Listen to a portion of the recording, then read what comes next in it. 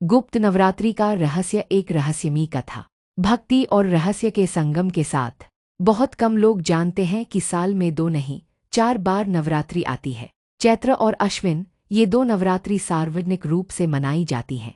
लेकिन 2 नवरात्रियां ऐसी होती हैं जिन्हें गुप्त नवरात्रि कहा जाता है।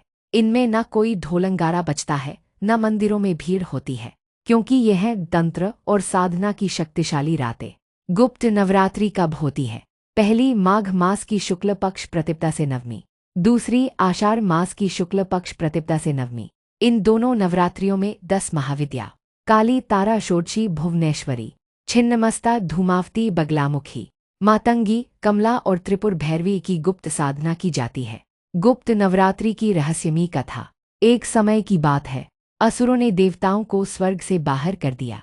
इंद्र, ब्रह्मा और विष्णु तीनों मिलकर भगवान शिव के पास पहुंचे। शिव मुस्कुराए और बोले, तुमने शक्ति को केवल पूजा समझा, साधना नहीं। अब समय है गुप्त नवरात्रि में देवी की तांत्रिक साधना करने का। देवताओं ने हिमालय पर जाकर काली, तारा, भुवनेश्वरी आदि 10 महाविद्याओं का आह्वान किया। कठिन व्रत, मंत्र जाप और हवन के बाद माँ काली प्रकट हुईं।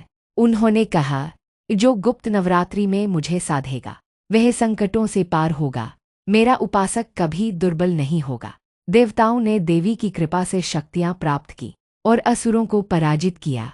गुप्त नवरात्रि का रहस्य क्या है? गुप्त नवरात्रि हमें सिखाती है कि शक्ति कभी दिखाने की वस्तु नहीं, वह भीतर साधने की चीज है।